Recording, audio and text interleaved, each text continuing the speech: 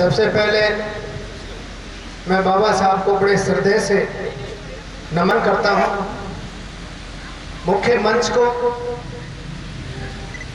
और सामने उपस्थित परमपूज्यजनों को, बच्चों को मैं फिर से सादर नमन करता हूँ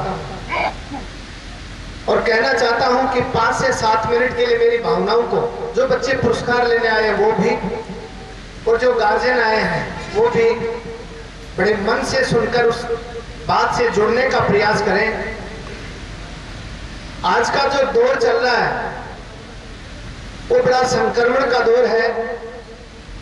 हम मंच के पीछे बाबा साहब की सुंदर सी तस्वीर देख रहे हैं।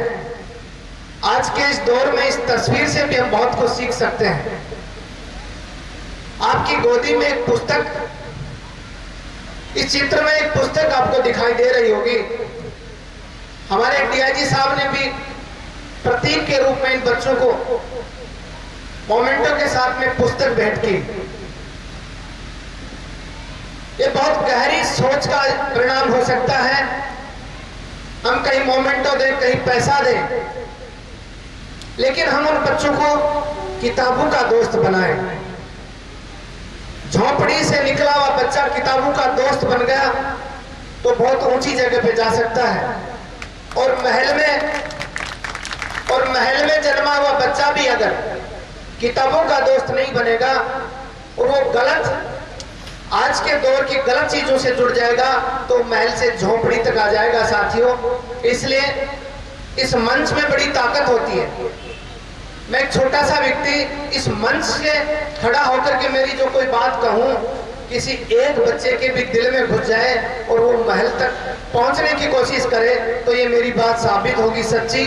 क्योंकि मंच एक ऐसा प्लेटफॉर्म होता है जहां पे बड़े लोग खड़े होते हैं और कोई बात कहते हैं, सामने बैठा व्यक्ति उसको पॉकेट में डाल के चला जाता है और उसकी किस्मत बदलने लगती है।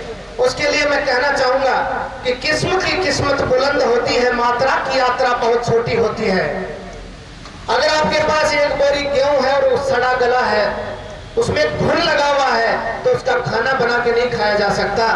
लेकिन अगर आपके पास 10 किलो गेहूं भी है और वो अच्छी क्वालिटी का है तो 2-4 टाइम तो उसकी रोटी बना के खाई जा सकती है। इसलिए कहना चाहूंगा कि हमारी किस्म को, हमारी आने वाली जो पीढ़ियां हैं उनको हम अच्छी क्वालिटी की बनाएं, इसीलिए वो ऊंचे दामों पे बिक सकती हैं। सड़ी हुई और हल्की क्वालिटी की पौध बहुत हल्के दामों में बिकेगी।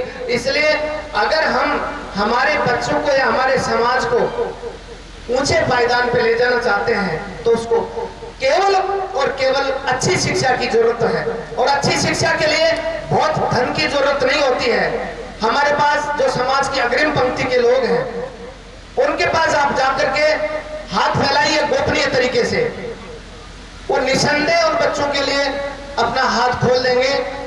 इसलिए कहता हूं कि किस्म की किस्मत बुलंद होती है, मात्रा की यात्रा बहुत छोटी होती है। महत्वाकांक्षा का मोती कर्मठता की सीपी में पलता है। फूल की सुगंध तो केवल हवा की दिशाओं तक जाती है यारों। हमारे बाबा साहब के सद्गुणों की सुगंध राष्ट्र और विश्व के कोने कोने तक जाती है, कोने कोने तक जाती है। आज बड़ी खुशी है, हमारे सीकर के एसपी साहब रहे और आज लंबे समय के बाद में उनसे मुलाकात हुई। हमारे सीकर के और भी हमारे कॉलेज के साथियों से मुलाकात हुई। एक हमारे एसडीएम साहब हैं जो हमारे सखा हैं विनोद, जो प्रयास कर रहे हैं और इनकी जो टीम प्रयास कर रही है और निस्वार्थ भाव का प्रयास है। जो गांव में छोटी छोटी प्रतिभाएं अपने सपने लेकर के चलती हैं, उनको मुख्य मंच पे ला करके हम सम्मानित करते हैं तो उनका हौसला अफजाई होता है, उनको एक नई दिशा मिलती है। उसके लिए मैं मेरी खुद की लिखी हुई 2-3 लाइनें हैं आपके बीच रखूंगा। जहां डीजे बजता है वहां लोग अपने आप चले आते हैं, क्योंकि वहां मन को आसानी से मनोरंजन की गंदी फूड बातें मिलती हैं। ढक्कन खोल दे जैसे वाला डीजे जहां बजता है लोग अपने आप इकट्ठे हो जाते हैं। लेकिन जहां प्रबुद्ध जन सम्मान समारोह, ऐसी कोई चिंतन की बात होती है साथी, वहां जोर देना पड़ता है दिमाग को, वहां सोचना पड़ता है। इसलिए वहां दिमाग पीछे खिसकने लगता है। ये तो केवल चिंतन का मंच है, यहाँ किसी प्रकार का फूड मनोरंजन नहीं है। इसलिए इस मंच से जुड़ने के लिए मन में बड़ा जज्बा चाहिए, बड़ी ताकत चाहिए। ये विनोद जो 10 दिन से इसकी टीम लगी हुई है, बहुत सौभाग्यशाली आप लोग कि इनकी जो टीम है उसमें हर वर्ग के लोग हैं और वो सुनने में भी 100 तलाशने की कोशिश करते हैं इस छोटे से कार्यक्रम में, लेकिन बड़ा बड़ा महत्वाकांक्षी का एक कार्यक्रम है। इस कार्यक्रम में मैं मेरी लाइनें रखना चाहता हूं कि गम पे क्या सजाए दिल,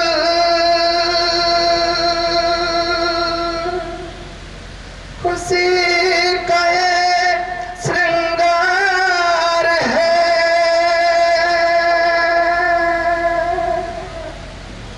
जल रहा दिया मगर जमी पे अंधकार,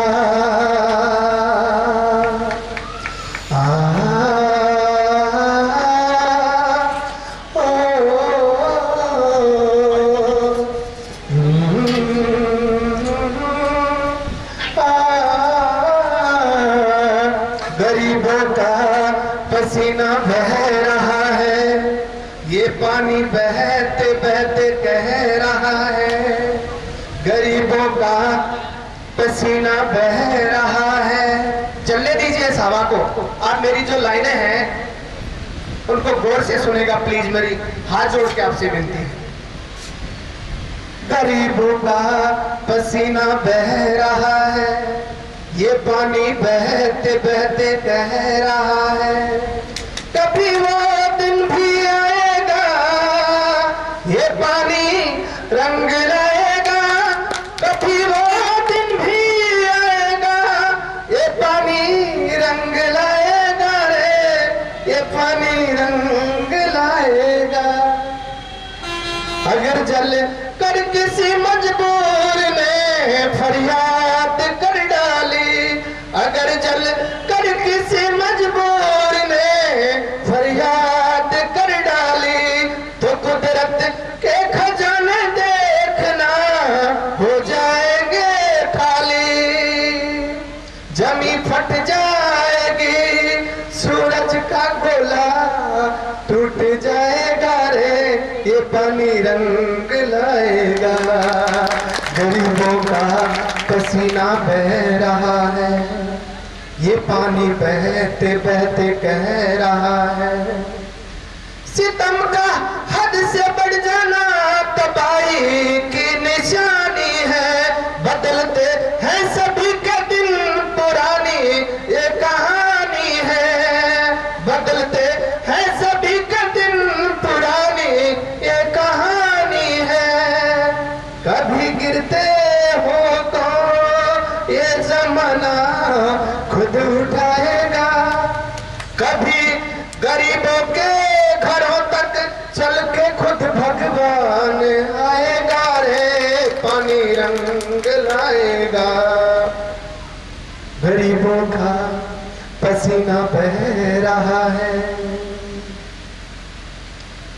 इन शब्दों के साथ में मेरी बात को आप अप्रत्यक्ष रूप से समझने का प्रयास करें और सोशल रूप से जो लोग काम करते हैं, चाहे बच्चे हों, चाहे बड़े हों, चाहे अफसर हों, चाहे नेता हों, सामाजिक सेवा जो असली मन से करता है उसके प्रमोशन के लिए मैं दो लाइनें कहना चाहूंगा। हमारे बाबा साहब की मूर्ति लगी है, हम कुछ भी सोशल सेवा उनके समक्ष नहीं कर सकते।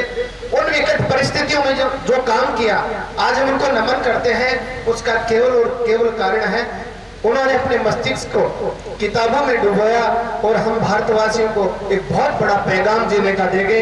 इसलिए मैं लाइनें पढ़ना चाहूंगा श्रद्धांजलि स्वरूप। सुबह से शाम हो जाती है जिंदगी में, सुबह से शाम हो जाती है जिंदगी में, यूं ही धीरे धीरे तमाम हो जाती है। सुबह से शाम हो जाती है जिंदगी, यूं ही धीरे धीरे तमाम हो जाती है। जो कुछ कर जाते हैं जग में उनका नाम हो जाता है। आखिर में जिंदगी का सफर यूं ही धीरे धीरे एक दिन तमाम हो जाता है साथियों, यूं ही धीरे धीरे तमाम हो जाता है। अंत में कहता हूं, प्रण करते हैं संस्कृति की शाम नहीं होने देंगे, वीर शहीदों की शहादत बदनाम नहीं होने देंगे। जब तक भी एक बूंद गर्म रहो कि बाकी है शीश में, हिंदुस्तान की नीलामी, हिंदुस्तान की आजादी नीलाम नहीं होने देंगे, नीलाम नहीं होने देंगे। जय हिंद, जय भारत, जय भारत।